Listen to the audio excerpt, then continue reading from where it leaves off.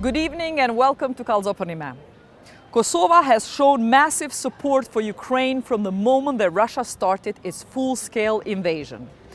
One sign of that is this huge Ukrainian flag situated behind me in the center of Pristina, the capital of Kosovo. This despite the fact that Ukraine does not recognize Kosovo. We love Ukraine, though Ukraine maybe does not love us back yet. This war, apart from resulting in deaths and rapes among the civilian population, destruction of dwellings, energy systems and infrastructure in Ukraine, is also causing harm to the rest of the world due to the higher energy and food costs it has caused. We decided to go exactly to where the food, more specifically the grain that Ukraine is known for, is normally exported to the rest of the world. This is Odesa, Ukraine's biggest port, its third largest city, and a strategic target for Putin's Russia. Odesa is known as a city built by foreigners, a cosmopolitan outpost, a city populated by different people who emigrated here throughout history. In 2015, Life in Kosovo did a program about Albanians in Ukraine when my colleagues went to Karakurt, a village in southern part of Odesa region called Besarabia, where Albanians live to this day. Now, in September 2023, I went to Odesa to meet people living in fear of war. 1 million people live in the city. I saw how the school year has begun in bomb shelters. I met with citizens who are overcoming the war, collecting evidence of war crimes, and even battling corruption, so that when they eventually win the war, they hope in 1 or 2 years' time, they do not find that their country has been stolen from under them and the funds for reconstruction embezzled. I went along on this trip first to Moldova, organized by political tours run by Nick Wood, former New York Times and BBC journalist, and then I traveled from Moldova to Ukraine with Alex Anderson, the British Kosovan analyst, who was in turn interviewed by Ukrainian media and argued that Ukraine should wake up to the need to recognize Kosovo. This is a reportage of my journey to Odesa, the Ukrainian city which is the closest from here, the center of Pristina.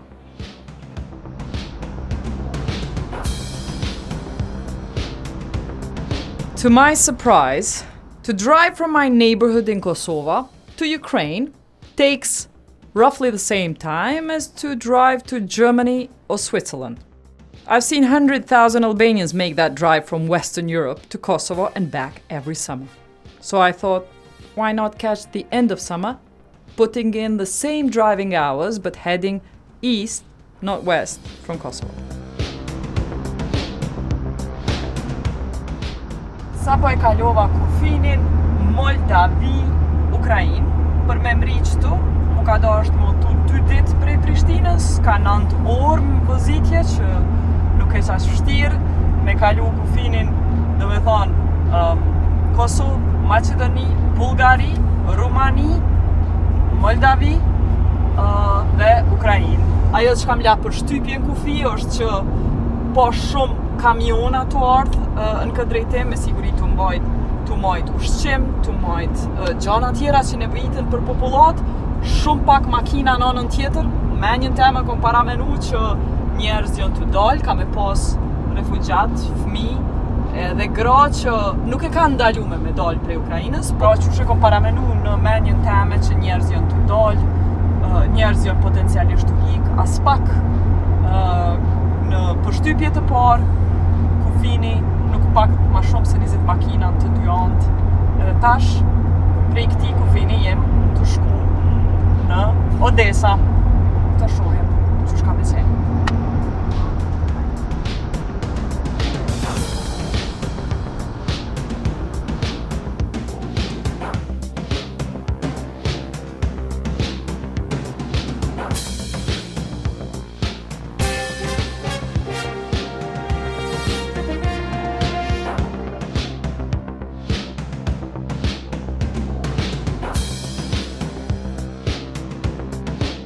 My first stop was on Cathedral Square in the heart of Odesa, where on the night of 23rd of July, Russian rockets severely damaged the Transfiguration Cathedral, a historic Orthodox church that was destroyed by the communists and rebuilt in the early years of this century, blessed upon its completion by none other than the Russian Patriarch.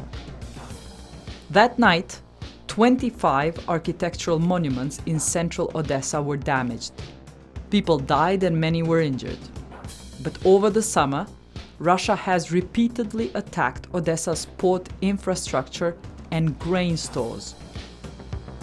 A week before the attack on this cathedral, the Russians pulled out of the Black Sea Grain Initiative, a deal brokered by Turkey that allowed the Ukrainians to continue exporting grain from Odesa, chiefly to countries in the global south, including Africa, where it would help people from starving, as well as keep the grain price down on the international market.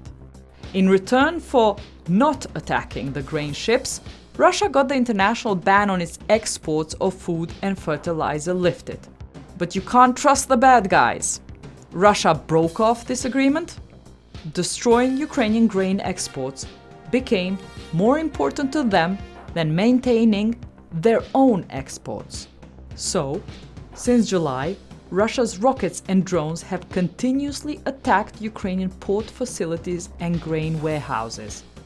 Meanwhile, the Ukrainians found other ways to export using smaller ports.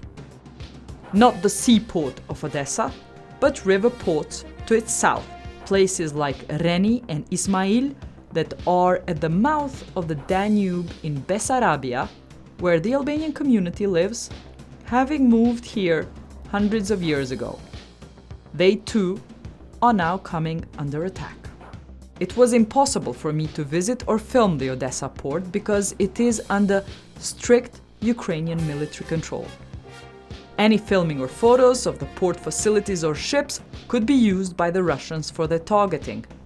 But the rest of the city, aside from some sensible limitations and the nighttime curfew, was available to me like to the rest of the citizens. Pra mrim në Odesë edhe jemi këtu te sheshi ku me 2 maj 2014 për qytetarët e Odesës ka fillu mas pari lufta kundër forcave proruse. Për ta ka fillu me 2014 sepse këtu e ka humb jetën aktivisti I par I Ukrainës, I cili është vrar prej forcave proruse dhe në 2014 kur ka fillu që ajo luft prej atyne që kanë qenë kundër rusëve dhe pro marrëveshjes evropiane, ato kanë përfundu në të njëjtën ditë këtu me 46 të vram total, prej të cilëve I pari ishte në qëtë vend dhe tash këto flamoj në kryeqytet të Odesës e shënojnë një kujtim për të vrarin e parë, është flamuri I Ukrainës, flamuri I qytetit Odesës dhe flamuri I forcave të ushtrisë ukrainase, të cilët deri në vitin 1964 luftuan kundër sovjetëve. Pra, këto janë gjitha simbolet e ukrainasve që dëshmojnë që me vite kanë luftu për një pavarësi të Ukrainës, që do të thotë nuk ka orë lufta për pavarësinë e Ukrainës vetëm me pushtimin masiv që u bo nga pushtimin e plot që u bo nga Rusia apo invazionin, tentimin për pushtim të plot që u bo nga Rusia vitin e kalum. Lufta, kjo kallëzon që lufta për pavarësi për Ukrainasit ka nis shumë ma herët.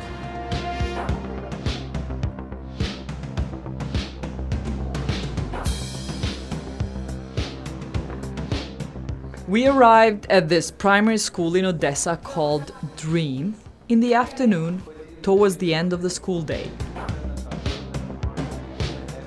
Kur mrim sot masdite në Odesë, ishte fundi I ditës shkollore këtu në shkollën fillore të Odesës. Para se me orna, sot mëngjes në ora 10:30 e kanë marrë alarmin fëmijët e kësaj shkolle bashkë me drejtorin edhe në momentin që ndigjojnë alarmin ata e dinë që porosia është që duhet me shku në strehimore. Shenja është për strehimore dhe ne uftua me pa qysh është kur fëmijët duhen me u mobilizu edhe me shku në strehimore. Увага! Оголошується повітряна тривога. Будь ласка, прослідуйте до двора, щоб спуститися до сховища.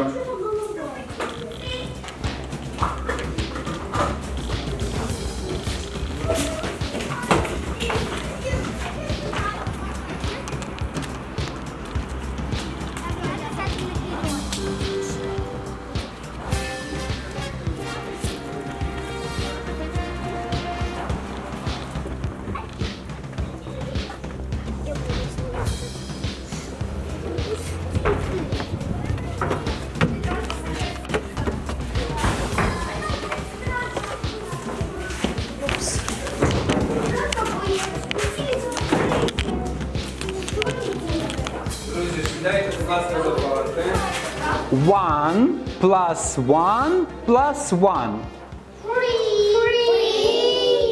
Це тиха математика, тиха. From the start of the war, the Russian army has bombed over 50 schools. More than 500 children have been killed in this war. According to Save the Children, an average of 1 child per day is killed by Russian attacks. To keep this number at its lowest, Ukrainian authorities have forbidden the opening of schools in September unless they have a bomb shelter. So, it is the school's duty to build a shelter if children are to attend. If a school has no shelter, it is back to online lessons. Thus, many schools are functioning like in COVID time because they are a target of Russia. But this school opened its doors to us since during the summer months it improved its shelter in the basement of this building.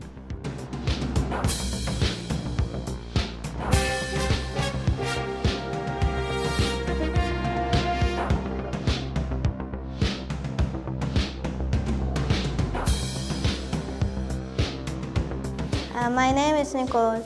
Nicole, how old are you? 8. 8. Okay. I have to go to school. My name is Vova. I have 8 years. You have 8 years. Yeah, So, are you happy to start school? yeah. I love math. How do you feel like coming to school and having to go in a shelter? Мне в основном неприятно, но так могу пережить. Are you now used to it? Ні, нічого не змінилося. What would be your message to children your age who go to normal school? Щоб у вас не було такого, щоб у вас не було війн, як в нас. This is Volodymyr Nemertstalov, school director who makes it possible for other schools in the vicinity, not just his own school, to use his shelter which he renovated this summer. He is proud to tell me that during last winter, his generator served as a charger for all the neighbors' phones when Odesa remained without electricity for weeks as a result of Russia bombing its energy infrastructure. Volodymyr gets help from Natalia, the school administrator who, despite being 72, goes out to work.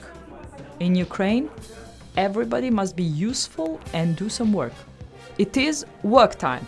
People cannot afford to be tired or old.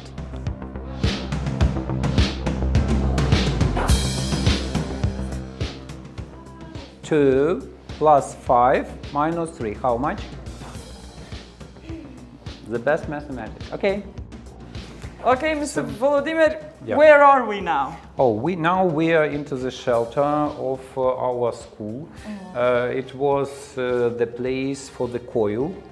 Years ago, when building just built, it was not the central heating system, but it was the coil by our laws in our country. Our country is a free country. unlike the attack and aggressive of Russia Federation, some parents want that their children study Russian language because they have Russian origin. And this is very funny that under the attack of Odesa port, after the bombing, when we hear shaheeds and when we hear the rockets, and in the same time to study Russian language. More languages are better, but also in order to understand your enemy, it's always better to learn their language. And so when did you as a director have to build this shelter? Yeah, it was last summer. It was last summer, and we did it part by part, side by side. And you put something on the windows? Yeah. What is that for? Protection against? Yes, it's thermal isolation. We work here into the winter, and that we close that. When did you start your school year? We start our school year at the 1st of September. In Ukraine, it's a day of knowledge. We have a short celebration.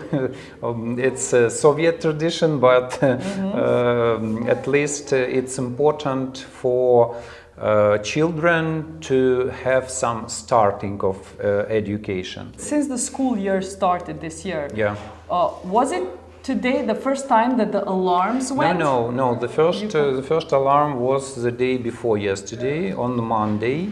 It was like high from our eastern neighbors and enemies. And it was to this night, for example, we have several alarms, and one person was killed in the Odesa region in Izmail seaport. And could you hear the planes when you came in? But I have special peculiarities of my organism. I sleep anyway, unfortunately. That's why I sleep into the dome, into the hole of my house between two walls. But really... So you have moved your bed specially for bombs? No, at least there are a lot of stories when people killed because they came into the outer rooms or onto the balconies or came to the windows, and they're cut it by the piece of glass after the bombing or by the parts of the rockets, and that's why I'm sleeping into the hole. How has it affected your children, basically?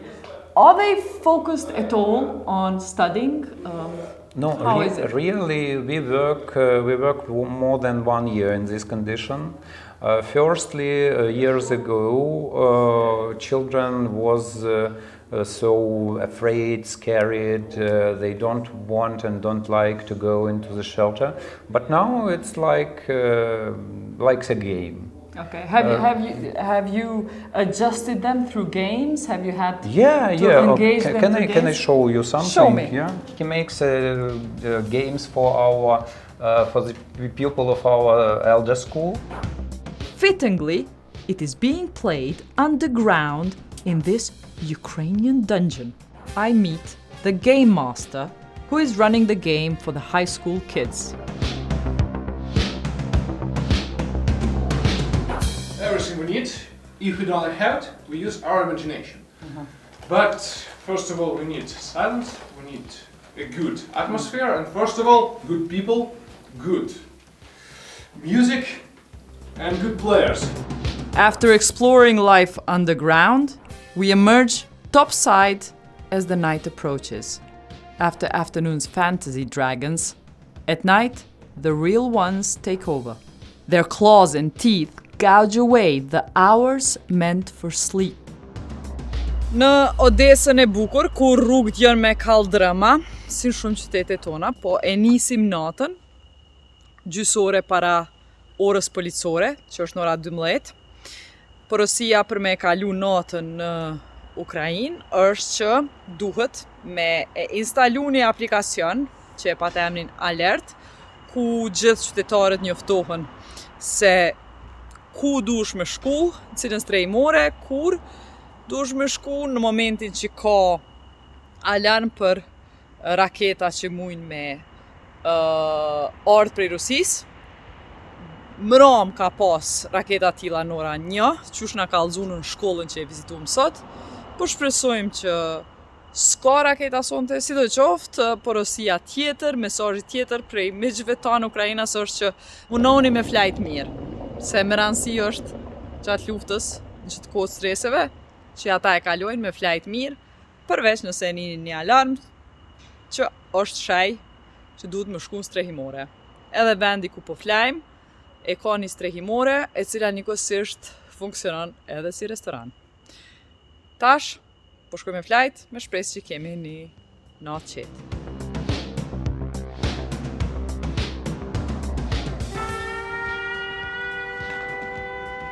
Attention, air raid alert.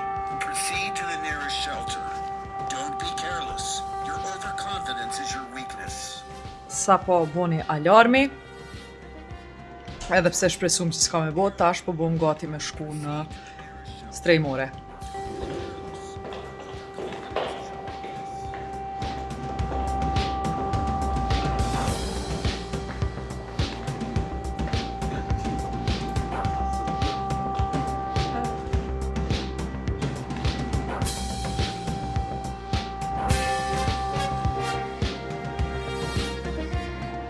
Alex Anderson, the British Kosovar who came with me to Odesa, gets talking with the others who joined us in the shelter, because unlike me, he speaks the local languages. We understand that we are sharing this shelter with Spiv Brativ, a pop band holding concerts all over Ukraine, even at the front line, to boost morale for the soldiers. Their music videos, such as Moskva, have almost 7 million views. I interviewed them the next morning, curious to know how it is to make music during the war, since my Ukrainian journalist colleagues have told me that it is Russian pop music that was most popular in Odesa before the war, not Ukrainian. As with many other Ukrainian cities, it was largely Russian-speaking before the Russian invasion. The war has driven a swift switch in language and taste due to disgust with the invaders. These young men sing only in Ukrainian.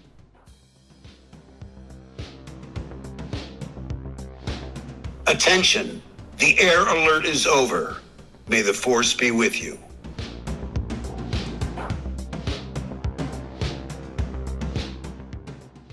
Mirëmëngjes. Mram kemi mri me flajt 5 orë, pasi që mesazhi I fundit që ka ardhur çat grupin për informata qytetarëve, erdhi në ora 3:20 edhe tha tash është sigurt me shku në me dal prej strehimoreve. Edhe mas 3:20-ve mu ishim krejt në hotelin ku porim me u kthy në dhoma edhe me flajt.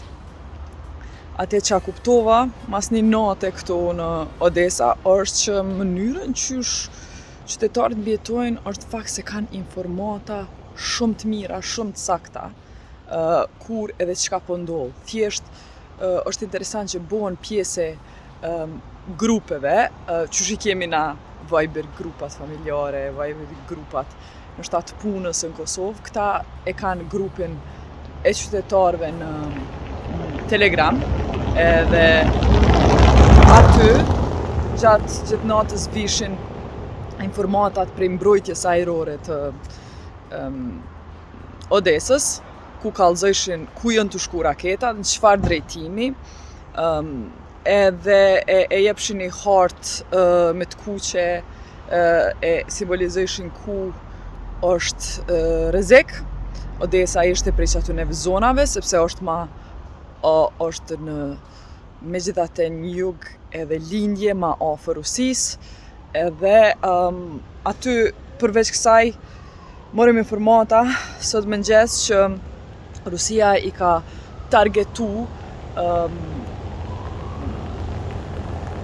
infrastrukturën, e ka targetu infrastrukturën ushqimore, që e infrastrukturën e transportit që e transporton misrin prej Ukrainës në tam botën. Edhe çajo ka qenë targeti tyne. Edhe një person mram do me thonë me 7 shtator që i bjen në mëngjes, një person është lëndu. Krejt të informata nuk ish nevoj me shku në media, po u jepshin në një kanal do me thonë të hapun për qytetarë që mund është vetëm me ju bashkangjit, kanal të informimit prej mbrojtjes ajrore të Ukrainës, edhe 3 mesazhe i patëm, të 3-jat po kom qef me pa detajisht çka thëshin, edhe i kom ledh, të cilat ishin në gjuhën ukrainase, edhe mandej shtisha në Google Translate edhe vetë mersha vesh çka po ndodh. Krejt kjo, mas 24 ore në qytet, dhe më thonë, është e mundun qytetari mu informu, edhe me e mbjetu luftën të qenë të informum, të mos bo panik, të e kuptu çka po ndodh. Dhe më thonë, për mu si gazetare është këgja me rëndësi me kuptu që informimi është baza qysh e majnë disponimin, motivimin edhe besimin qytetarët e Ukrainës që kjo luftë megjithatë është ndur të duhuna. Përkundër faktit që këto intervista që i bona mram, më kallëzun gjithashtu që i kanë autoritetet tmerrsisht korruptume, për shembull kur shkum në darkë, në rrugës ishim plot mashkuj, të cilët sipas kolegëve të mi gazetar me ciltisha, ata ishin dashur me qenë front, po jom tu pagu rishvet për me marrë lejen që kishe nuk janë të aftë për punë. Do me thonë, ekziston ana e rezistencës që po e majnë shumë mirë, po ekziston ana tjetër që nuk e mohojnë që janë me një vend megjithatë mjaft korruptum, edhe ka aspekte korruptive në jetën e tyre të vazhdueshme gjatë luftës. Por si të qoftë, përkundër krejt kësaj, është rëndësi që informimi ishte qaq i mirë gjatë gjithë natës. Apart from having operative information, it is obvious that people here have resilience not only thanks to teachers being mobilized in support of the war effort, but the full spectrum too, including designers, artists, and musicians. How has war changed your profession? How you do music? How has it changed? Upside down, because when you're a musician, you cannot just take a gun and go to the war. We believe that our mission is to support Ukrainians, to play for the music, to keep their emotional condition as good as it possible during the war. So we have a lot of performances for the civilians, but as well more than half for the military. City like Odesa was previously a really Russian-speaking city, but for now it's changing and it's very good. So the war has expanded your market. There's more people who want to listen to your songs. Unfortunately, the reason is that, but it's true. A lot of young Ukrainian musicians start to grow because of the rising popularity of Ukrainian music. A lot of people, they cancelled all Russian music. They wanted to find something Ukrainian, and a lot of young artists growing up. I can even say that for today, if you listen to Russian music, all people around look at you like you did something. What is happening to all those people who admired Russian pop singers? Some of them go away from Ukraine, some of them change their mind and try to speak Ukrainian, listen to Ukrainian music and so on. The reason is that if you listen to a Russian singer, you pay money for the music. This money goes to Russia. They making rockets on this money, and that rockets flying to our cities. Do young people understand that? A lot of people understand that. Some of young people, some of teenagers, they doesn't. They're too young. And sometimes you still can hear You can see teenagers who going and listen for some Russian music, but mainly people understand this. While last night's drones did not fall on the city but flew past, heading further south towards the river port of the Danube estuary, the rockets overhead on 14th of August hit a supermarket in the center of Odesa. This is where I met Natalia Dovbysh from the independent online newspaper Intent, which covers the south of Ukraine, the regions of Odesa, Mykolaiv and Kherson. She finished film school in Odesa. The NGO Committee of Voters of Ukraine that produces Intent does media monitoring, municipal budget monitoring and battles corruption. They also run the Center for Public Investigations.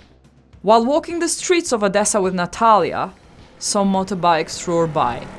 She is alarmed and tells me she hates them because they produce a noise similar to that of the Shahids, the Iranian suicide drones Russia uses. She was reporting on the bombardment of the Odesa supermarket in the center that happened 3 weeks before we did this interview.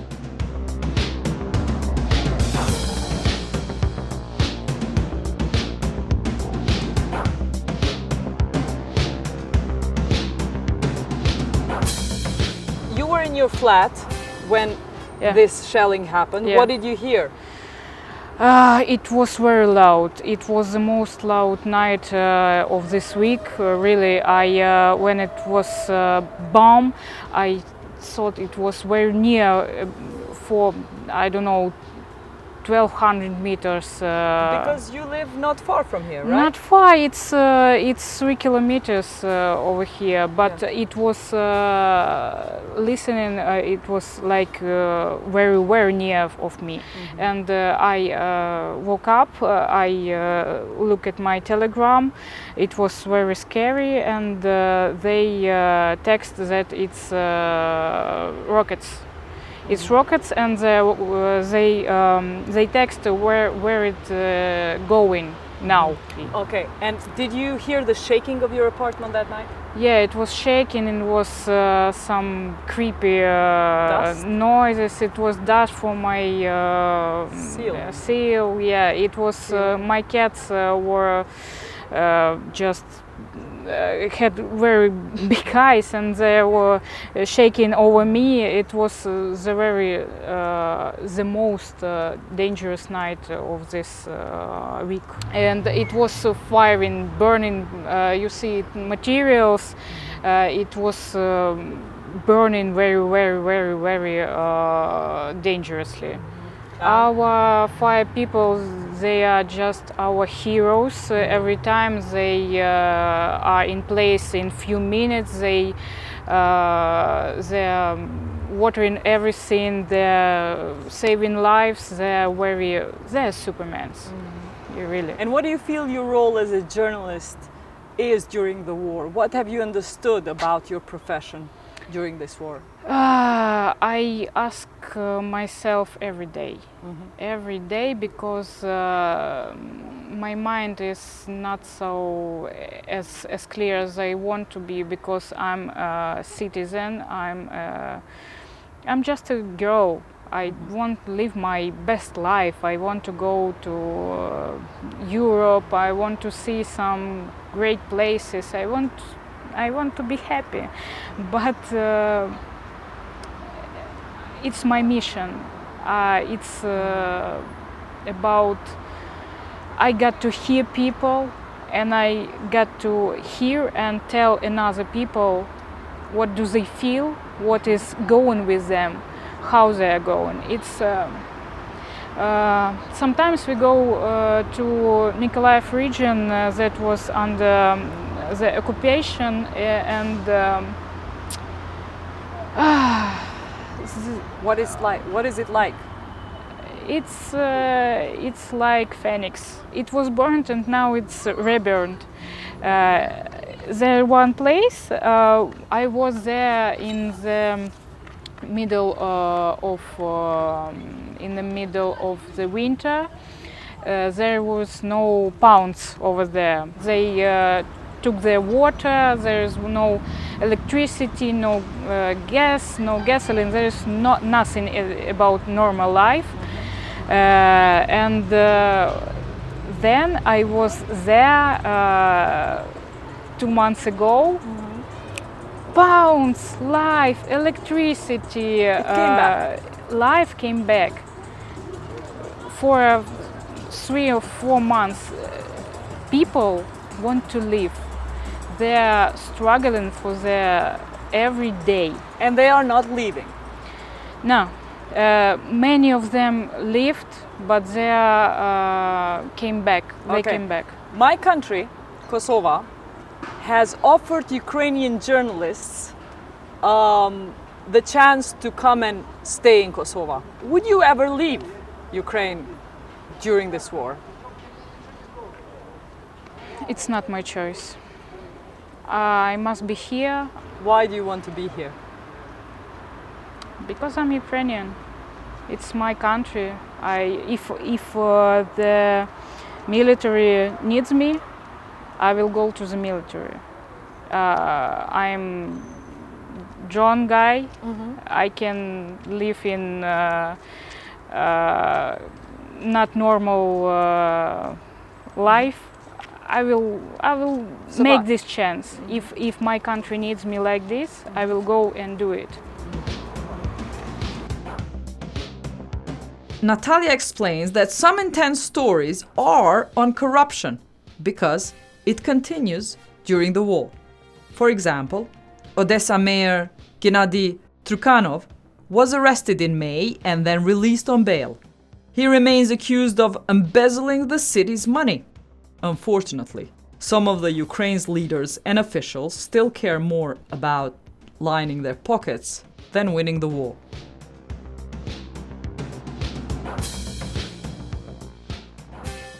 We are fighting corruption because it's our country, and Europe and other countries will give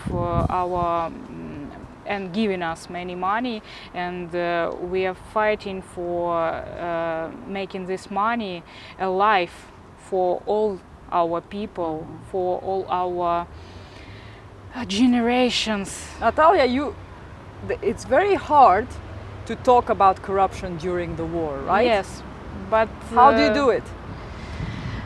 It's not easy. Every day we're making our choice to tell something or not to tell, and our choice is to tell because we must tell about it to us, to our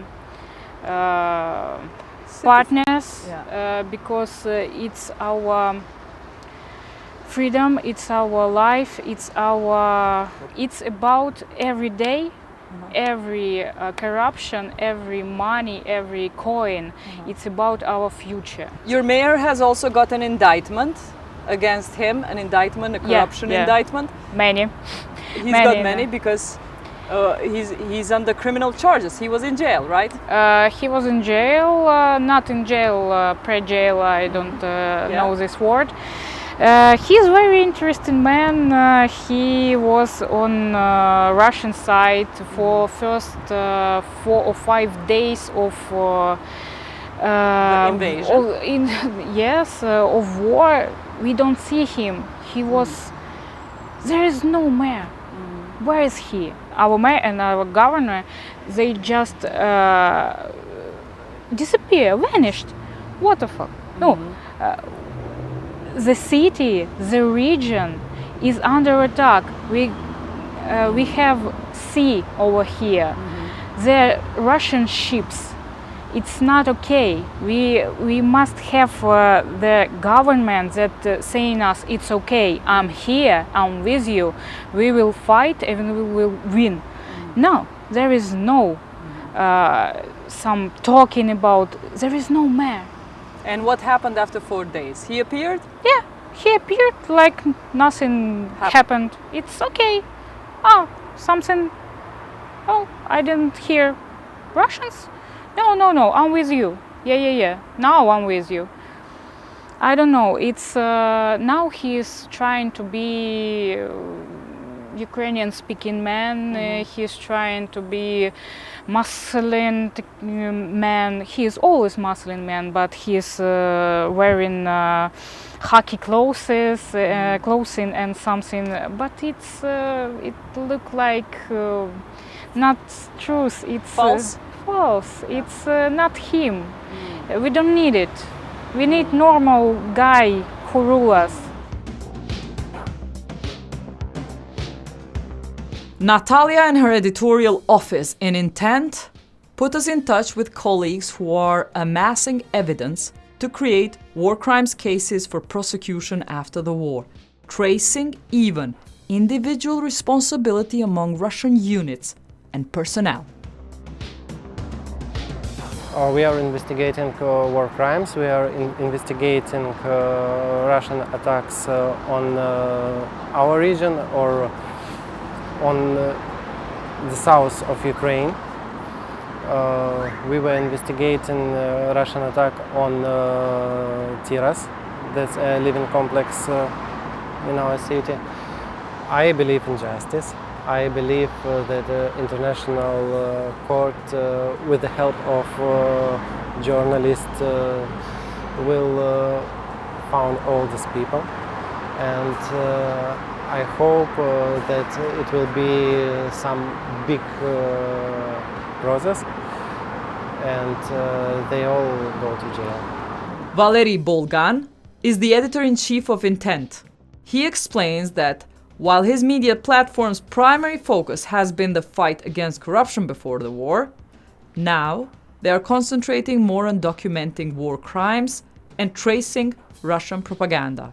His organization published a media literacy report addressing the disinformation entering Ukraine, both from Russia and also from Transnistria, the pro-Russian breakaway zone of Moldova nearby.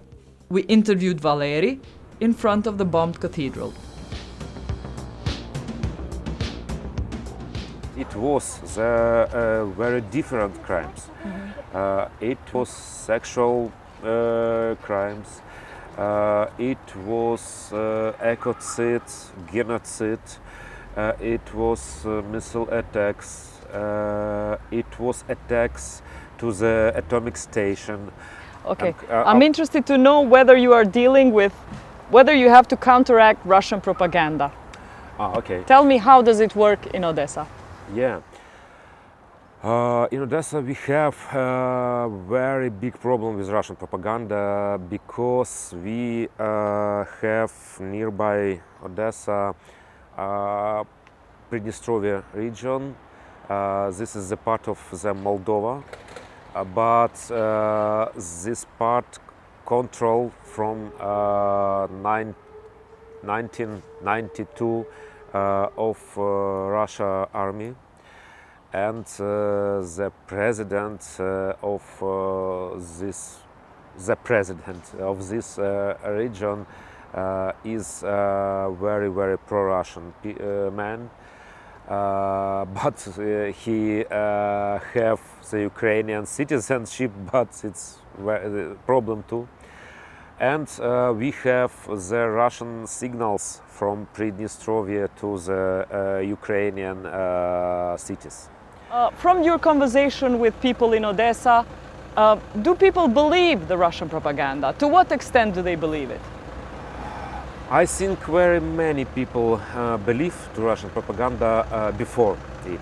But now I think people wake up after the Russian sleep, Russian dreams, and they started to speak Ukrainian for many people.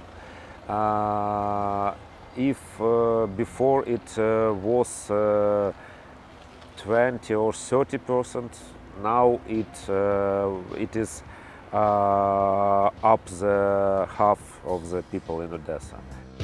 Whenever Kosovo has come up as a topic in Ukraine, it has always been due to Russia using us to scare them, claiming our existence provides a precedent and justification for every bad thing happening to Ukraine, despite Kosovo in reality having so much in common with Ukraine.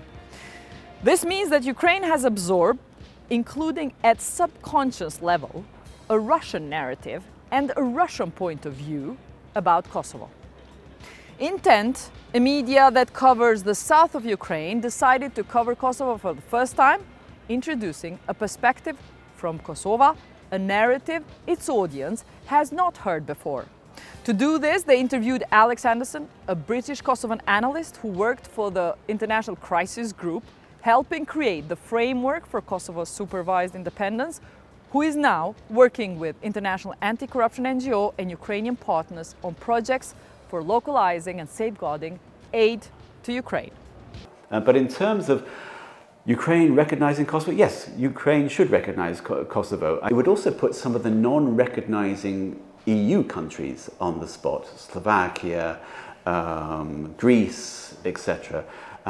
It would encourage, Ukraine would thereby start to be playing an active role in bringing the Balkans to a pro-Western transformation, a transformation that is also very much in Ukraine's interest.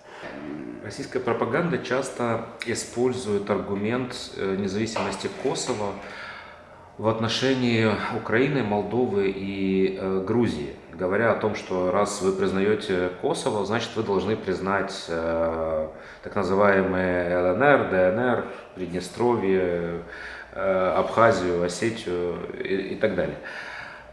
Почему это разные примеры?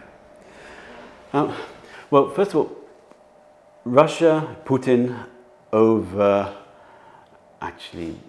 the last 2 decades, has been using Kosovo as a kind of all-purpose scarecrow, saying in any situation, if you recognize Kosovo, it's the same as Abkhazia, it's the same as Transnistria, it's the same as LNR, it's the same as DNR. So it's used indiscriminately as a kind of scarecrow. And that, of course, because that is the only context often in which countries like Ukraine will hear about Kosovo. You'll hear about it through Russian insistence that Kosovo basically equals LNR, Kosovo equals DNR, Kosovo equals Crimea. It doesn't. They're completely different. Kosovo's borders are the federal borders that it had in Yugoslavia, being with its dual identity within Yugoslavia as an autonomous province of Serbia, but also a constituent part of the federation. And Kosovo's independence within those pre-existing borders is a conservative and stabilizing measure. It, in effect, created with itself the last jigsaw to try and stitch back a peaceful situation in the Balkans. Ukraine is a large country, 40 million people. Kosovo in turn is a small country, 2 million people. But so much of our experience is similar. Genocidal assault from our respective larger neighbor, decades of suppression of our language and culture, and we have friends and enemies in common. We Kosovars have been slow to reach out to Ukraine. Now when we are beginning to reach out, we find Ukraine seems to have other priorities in the Western Balkans. It is more preoccupied with the hopeless Sisyphean task of trying to convince Vucic's Serbia to lessen its pro-Russian sentiment than it is with establishing relations with us. But that can change if we put effort into it. This is all from Kallxo.com, a program produced by Balkan Investigative Reporting Network in Kosovo. Good night.